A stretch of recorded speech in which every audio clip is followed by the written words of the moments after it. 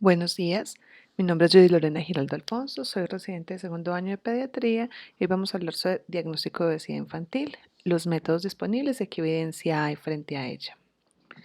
Los objetivos de esta charla son reconocer la importancia de evaluar adecuadamente el estado nutricional de los niños para garantizar una atención integral, identificar qué métodos diagnósticos tenemos disponibles para establecer cuál es la composición corporal del paciente pediátrico y que a través de la evidencia científica disponible analicemos cuál es el mejor método para realizar el diagnóstico de obesidad y sobrepeso en niños y adolescentes. La búsqueda bibliográfica vamos a hacerla en libros guía como el Tratado de Nelson. También vamos a hablar sobre el reporte de la Organización Mundial de la Salud sobre prevención de obesidad. También encontramos las guías de práctica clínica para diagnóstico y tratamiento de sobrepeso y obesidad de México, Colombia y Argentina. Una revisión sistemática sobre métodos de evaluación de masa muscular y diferentes estudios que nos hablan sobre los diferentes métodos y su validez diagnóstica para diagnóstico de obesidad y composición corporal. Vamos a contextualizarnos. Desde la década de los 80 se ha evidenciado la prevalencia de sobrepeso y obesidad en la población general y en el año de 1998 la OMS realiza la primera alarma sobre la epidemia que existe a nivel mundial. En el 2005 se hace un llamado a través de esta misma organización por el incremento de estos eventos no solo en la población adulta, sino en la población pediátrica y hace un llamado para que sea una prioridad en el establecimiento de políticas de salud pública para el control y manejo de sobrepeso y obesidad en los niños y adolescentes. Se ha estimado que para América Latina aproximadamente 1 de cada 4 escolares tiene problemas en su peso y que más o menos entre 35 y 42 millones de niños por debajo de 5 años en países en vías de desarrollo tienen alteraciones en su composición corporal. Teniendo establecido que esto es una epidemia y que es una patología de alta importancia no solo por las complicaciones que trae a corto plazo, sino por sus compromisos a largo plazo en la edad adulta de la población, necesitamos tener las herramientas adecuadas para estimar cuál es el mejor método de diagnóstico de la obesidad. Primero tenemos que tener en cuenta que existe algo que es el modelo multicompartimental para determinar la composición corporal. Vamos a tener varios niveles en los que vamos a encontrar el atómico, donde dividimos el cuerpo en cada una de las moléculas que lo componen, como el oxígeno, carbono, hidrógeno, calcio y otros. Tenemos un segundo nivel que es el nivel molecular o químico, donde la composición corporal va a estar establecida por la cantidad de aguas, proteínas, minerales y grasa que tiene. Vamos a tener un tercer nivel que es el nivel celular, donde vamos a descomponer el organismo en líquido intracelular, líquido extracelular y los sólidos intra y extracelulares. Vamos a tener un cuarto nivel que es el histológico celular, donde vamos a dividir el cuerpo en sus tejidos musculoesquelético, en el tejido que no es muscular, que no es esquelético o que es el tejido blando y en el tejido óseo como tal. En esta parte va a cobrar importancia la composición de la cantidad de tejido adiposo que hay en el organismo. Y tenemos un cuarto o un último nivel, que es el nivel corporal, donde no se realiza como tal una descomposición, sino que vamos a medir cuáles son las diferentes dimensiones del organismo. Vamos a determinar peso, talla, circunferencias y los índices que podemos generar a través de estos. Para realización de este último nivel, pues tenemos la antropometría, que es donde medimos las variables en cada una de las dimensiones físicas y en la composición global del cuerpo. Para efectos prácticos, el método más utilizado es la medición del índice de masa corporal, que es el cálculo matemático que existe entre el peso y la talla y que se rige por la definición de la OMS, donde nos habla de que un bajo peso es la presencia de menos de 18 kilos por metro cuadrado, el peso ideal lo vamos a encontrar entre 18 y 24 kilos por metro cuadrado, sobrepeso entre 25 y 30 kilos por metro cuadrado y la obesidad vamos a tener un índice con más de 30 kilos por metro cuadrado. Este índice de masa corporal se correlaciona muy bien con la acumulación de grasa y salud metabólica en grandes poblaciones, pero va a tener una tasa de sensibilidad muy baja para determinar la distribución real de grasa corporal. La otra medida que tenemos es la medición de los perímetros e índices. El más importante es el índice cintura-cadera, donde vamos a determinar a través de la medida de estas dos circunferencias cómo es el almacenamiento de energía y nos va a explicar también cómo es la composición de grasa visceral y grasa no visceral que podemos tener. Este se ha demostrado que tiene mejor sensibilidad y es más relevante para poder comprender como tal el equilibrio metabólico en el cuerpo. El otro método que tenemos es la plicometría, que es la medición de los pliegues cutáneos y por ende es una medida del tejido celular graso subcutáneo. Este lo vamos a utilizar con la ayuda de un plicómetro que para que tenga una adecuada medida debes tener una superficie de contacto que vaya de los 20 a los 40 milímetros. Tiene que estar adecuadamente calibrado para que tenga una exactitud en la medida de por lo menos 1 milímetro y que ejerza una presión constante de 10 gramos por metro o centímetro cuadrado, perdón. El ideal es que se puedan calcular los valores de 4 pliegues. Los más utilizados son el bicipital, el tricipital, el suprailíaco y el subescapular. Y con estas medidas se puede calcular el porcentaje de grasa corporal. ¿Qué pasa con esta medida? Es muy buena para poder determinar cuánto es la cantidad de grasa subcutánea, pero no nos puede hacer una valoración de la grasa visceral. Entonces, ya habiendo evaluado el nivel corporal total, necesitamos poder establecer cuál es la composición real del organismo, también para determinar cuál es su cantidad o su composición muscular, ósea y grasa en todos los compartimientos o la grasa que tanto está infiltrando otras estructuras. Entonces necesitamos ser mucho más precisos y aquí es donde vamos a ubicarnos en la evaluación corporal a través del nivel histológico o tisular, donde vamos a dividir el cuerpo en los diferentes componentes. En esta vamos a evaluar la composición de grasa, músculo y tejidos blandos, pero también es muy importante determinar el porcentaje de grasa que tenemos, teniendo en cuenta que en el orden en el que los hemos establecido en esta diapositiva es que va a decrecer en el tiempo la cantidad. Como ya sabemos, el porcentaje de agua cambia respecto a la edad. Al momento de nacer tenemos mucha mayor proporción de agua de lo que tenemos en la vida adulta y lo mismo pasa con los demás comportamientos. Tenemos también que tener en cuenta que el desequilibrio de alguno de estos componentes va a generar patología y el exceso de grasa, que es lo que se conoce como la obesidad o sobrepeso, lo que va a llevar es un incremento de la morbilidad y la mortalidad. Pero también tenemos que tener en cuenta que el tejido adiposo también tiene otras actividades metabólicas y endocrinas, como hemos hablado en oportunidades anteriores, pero que es un compartimiento que puede ser muy variable entre los individuos porque cambia según la composición o la distribución que tenga en esta persona y según sus hábitos. Entonces, vamos a diferenciar primero entre qué es grasa y qué es tejido adiposo. La grasa simplemente son los acúmulos de triglicéridos y el tejido adiposo pues va a ser el mayor depositario de la grasa como tal. Podemos estar diciendo que el tejido adiposo contiene un 80% de grasa y un 20% restante que está dividido entre agua, proteínas y minerales. Vamos a determinar que la distribución principal del tejido adiposo va a ser de forma subcutánea, pero también podemos encontrar depósitos de grasa en otros órganos como el hígado o el músculo esquelético. También tenemos que determinar la diferencia entre grasa visceral y grasa subcutánea porque pues, nos va a determinar diferentes factores de riesgo frente a la presencia de otras enfermedades. La grasa subcutánea pues, es el tejido como tal, es el que tiene realmente la función metabólica y endocrina establecida a través de la producción de diferentes hormonas y la grasa visceral realmente es un acúmulo de triglicéridos sin actividad como tal metabólica, pero que tiene alteraciones o que tiene acciones muy específicas frente al estrés oxidativo y también interviene en cambios en la sensibilidad de los niveles y de la sensibilidad como tal a la insulina. Cuando encontramos grasa hepática se ha relacionado más con la presencia de diabetes y cuando la grasa tiene infiltración muscular nos habla más de cambios referentes a la resistencia a la insulina. Habiendo establecido cómo podemos evaluar o qué es lo importante evaluar para poder determinar la composición corporal, ahora vamos a preguntarnos qué métodos diagnósticos tenemos para poder establecer un adecuado diagnóstico de composición corporal y si existen casos de obesidad o sobrepeso. Realmente en diferentes técnicas que nos van a ayudar para evaluar la composición corporal, que pueden dar desde medidas indirectas y muy simples como la relación cintura-cadera de la que hablamos anteriormente,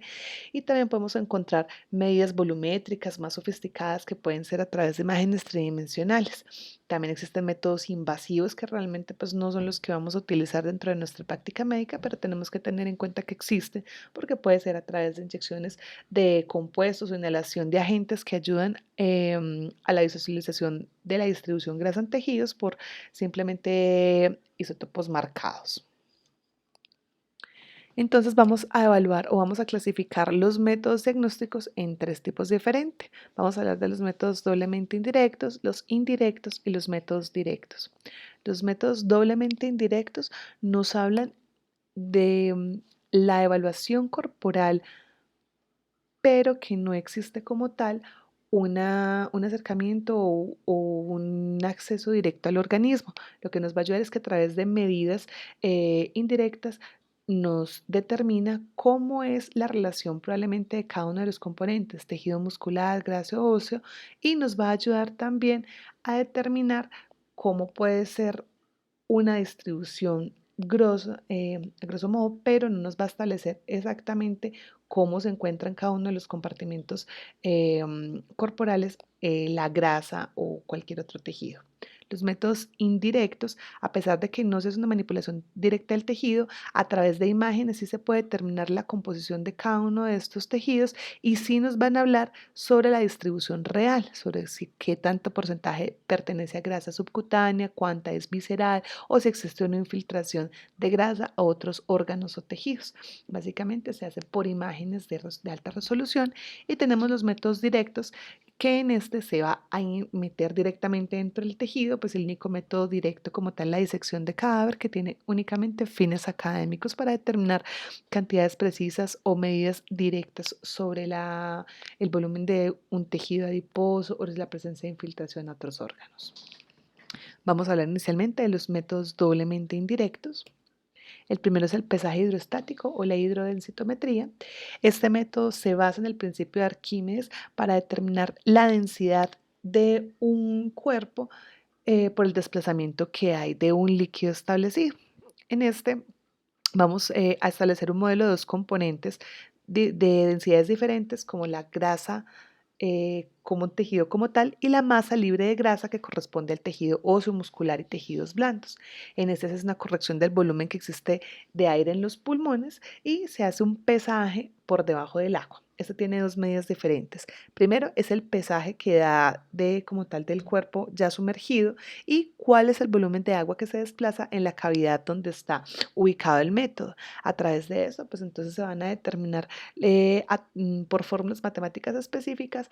cuánto de esa densidad corporal corresponde a tejido graso y cuánto no, y se puede hacer una determinación indirecta del porcentaje de grasa sin que nos diga cuál es su distribución. El siguiente método es la pletismografía por desplazamiento de aire. Básicamente funciona como la hidrodensitometría, pero pues en este el organismo no está inmenso en agua o en líquido, sino que se hace a través de una cabina donde se conocen los volúmenes de aire correspondientes y qué presión ejerce cierta cantidad de aire en su interior. Y cuando el cuerpo pues o la persona se introduce en la cámara, se hace una medición de cuánto es el cambio de presión del aire que cabía inicialmente en esa cavidad y a través de los cambios de presión se puede determinar cómo es la densidad del cuerpo que se introdujo y a través de cálculos matemáticos que existen para la máquina como tal nos va a ayudar a determinar cómo puede ser la composición tanto para grasa corporal total y para tejido adiposo, pero no nos va a hablar sobre su distribución, al igual que el método anterior. Este también puede verse afectado por algunos factores de confusión que pueden ser principalmente dados por las variaciones en el contenido de mineral óseo que tenga la persona en ese momento y el estado de hidratación.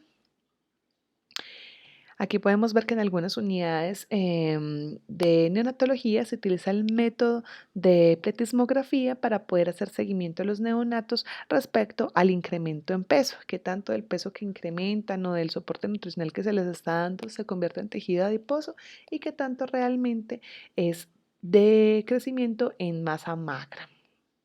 Es un método que realmente es seguro porque el niño puede estar en la cabina sin necesidad de exponerse de pronto a riesgos dados por el líquido y puede estar termorregulado.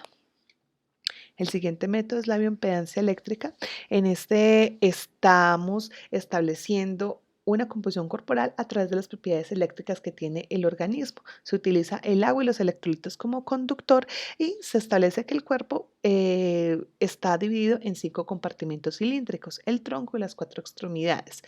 Y se considera la grasa como un aislante de la corriente eléctrica. Entonces, a través del paso puede ser de corrientes en arco, que puede ser a través de miembros superiores o a través de miembros inferiores, dependiendo del aparato que estemos utilizando, incluso unos más avanzados que pueden medirnos el cruce entre extremidades superiores e inferiores. Se realiza una medición de las velocidades de conducción y con eso se puede establecer cuánto corresponde a tejido no graso y a tejido graso y cómo es obviamente su conducción eléctrica. Eso nos va a ayudar a determinar cómo es la composición corporal, pero tampoco nos va a decir cómo es su distribución total. Podemos tener unas fuentes de error en la utilización de este método, que puede ser la variación en la longitud de las extremidades, porque de pronto exista una alteración anatómica que nos hable que el compartimiento que estamos midiendo no es el estándar, por ejemplo, en personas que tienen acortamientos de huesos largos o que tengan alteraciones o pérdidas de alguna extremidad. También si la persona ha realizado actividad física reciente, porque eso también nos va a generar un cambio en la hidratación en los componentes de electrolitos. Si existen alteraciones en la temperatura corporal, incluso alteraciones en la química de la sangre, por ejemplo, personas que sufren de alteraciones renales, que tienen trastornos hidroelectrolíticos, y en las mujeres la ovulación también genera cambios que pueden alterar esa corriente eléctrica. Y algo ya más bien locativo, que puede ser la misma ubicación de los electrodos, que nos pueden dar mediciones alteradas. Ahora vamos a hablar de los métodos indirectos únicamente, que hemos hablado que eran métodos hechos por imagen. Del primer método que vamos a hablar es de la tomografía computada, que es a través de un escáner de emisión de rayos X, se hace un traspaso de estos rayos por el sujeto desde diferentes ángulos. Esta medición de diferentes ángulos nos va a generar imágenes que pueden utilizarse con reconstrucción tridimensional y nos puede ayudar para determinar exactamente, dependiendo de las densidades de los tejidos que se establezcan en la máquina como tal, cómo es la composición corporal y cómo es específicamente la distribución de grasa. La tomografía nos es útil para medir cómo es la infiltración grasa a otros tejidos como las vísceras o como el músculo, pero tiene un inconveniente. Es un buen método para realizar imágenes tridimensionales, pero las mediciones volumétricas que podría llegar a dar se ven limitadas por la cantidad de radiación que le podemos dar a nuestro paciente debido pues al método en que se utiliza. Entonces no es como el mejor método, aparte que para poder realizar mediciones volumétricas de todo el organismo se requiere pues que los aparatos como tal de las computadoras realmente para medición tomográfica tengan capacidades que de pronto pueden sobrepasar las del aparato cuando se pretenden hacer mediciones poblacionales de distribución corporal. Entonces, a pesar de que es un método bueno, nos lo vamos a utilizar más de forma frecuente, es para mediciones transversales y determinar infiltración gracias a otros tejidos. En esta imagen podemos ver cómo a través de atenuaciones directamente en la máquina se pueden diferenciar los diferentes órganos y se puede hacer una medición tanto del tejido graso subcutáneo como la presencia de grasa a nivel visceral que se ven diferentes densidades y también podemos ver qué tanta porcentaje de grasa puede estar infiltrando los músculos como observamos en este caso de las piernas.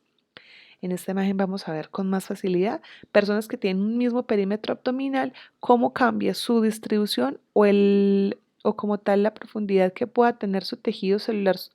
graso subcutáneo frente a esa persona que puede tener un tejido más escaso pero que tiene un gran acúmulo de grasa visceral.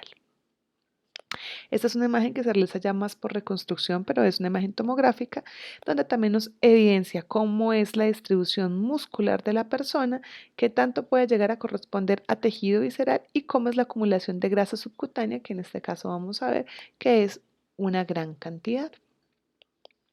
El siguiente método es la absorciometría dual de rayos X, que es conocida con la sigla de DEXA. El DEXA utiliza mediciones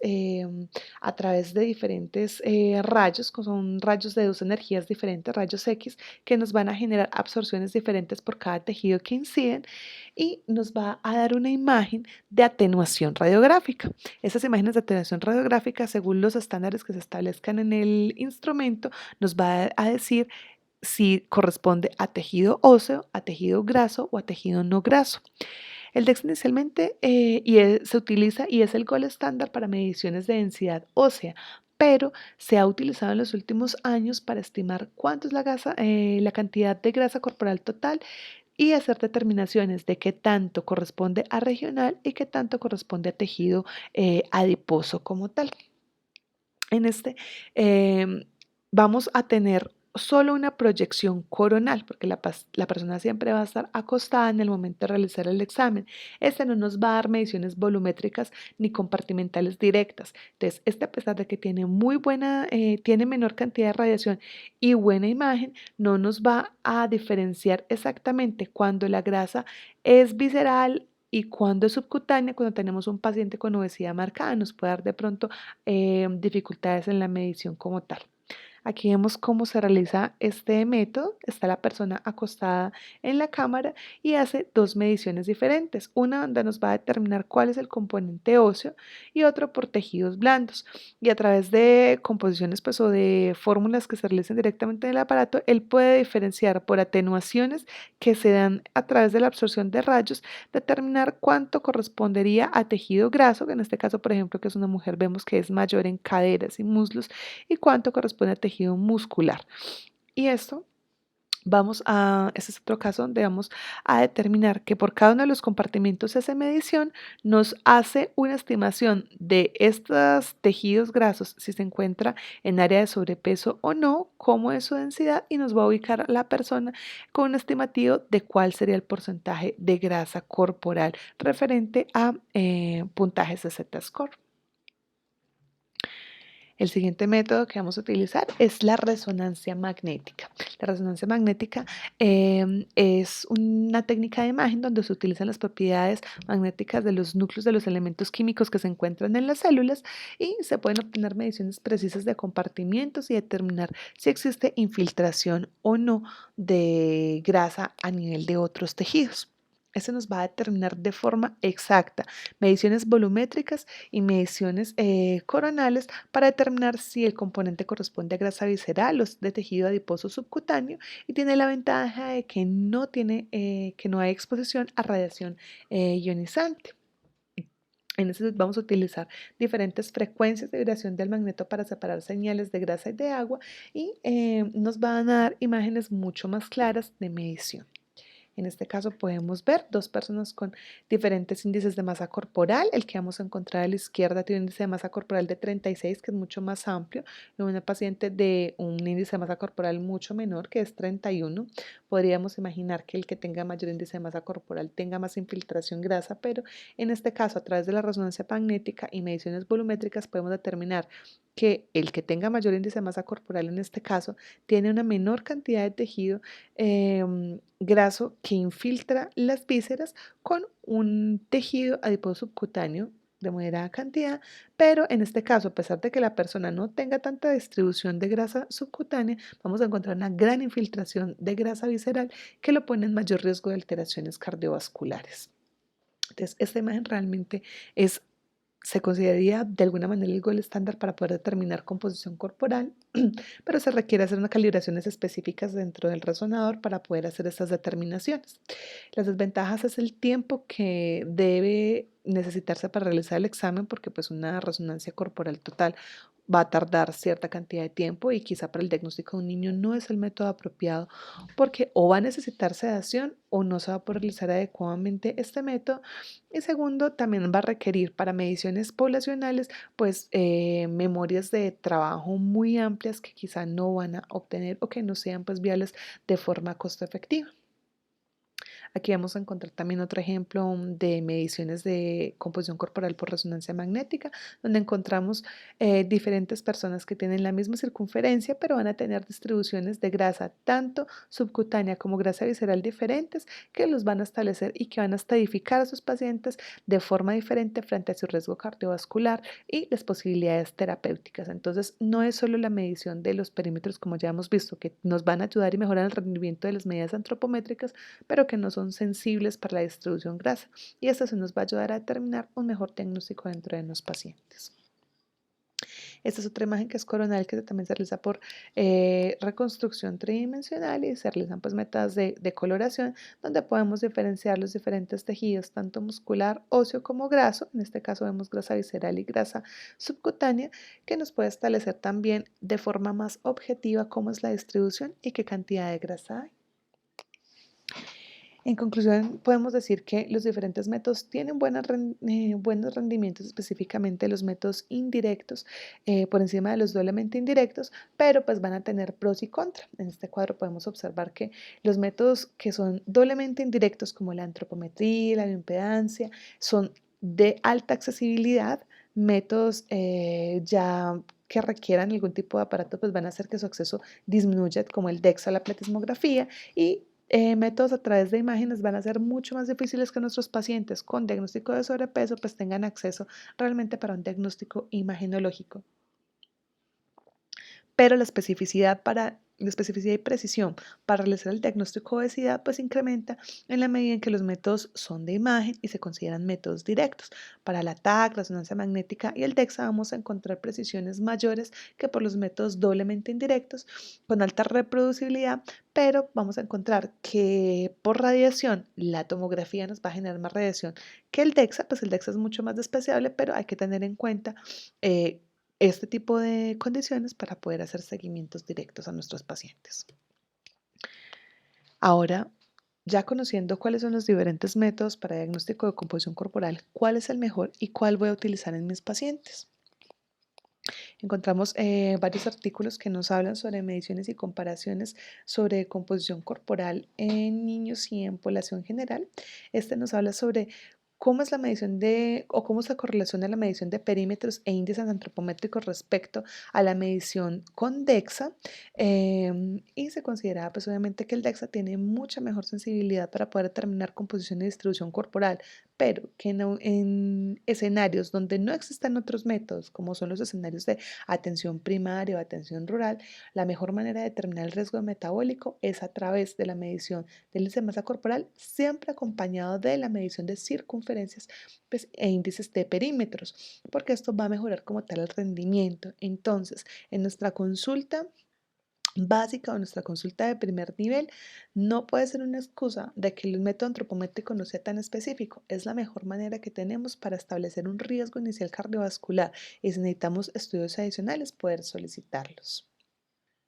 En ese estudio que salió en 1998, cuando empezaron pues como todos los métodos y el diagnóstico de obesidad por epidemia, pues encontramos un artículo que nos habla de estimación de grasa corporal en niños a través de resonancia magnética, bioimpedancia eléctrica y medición de pliegues corporales.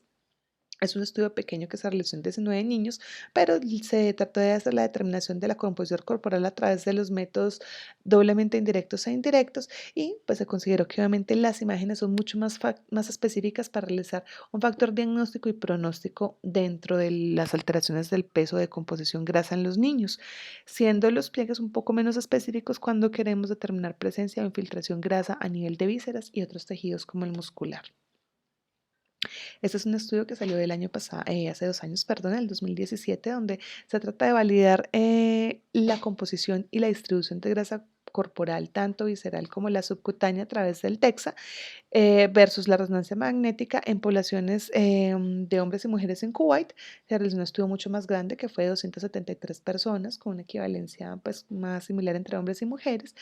y se encontró que a través de los dos métodos pues la resonancia magnética es superior para poder determinar como tal la composición corporal, que el método DEXA tiende a sobreestimar la grasa visceral en los hombres, pero que en las mujeres tiene mucha mejor correlación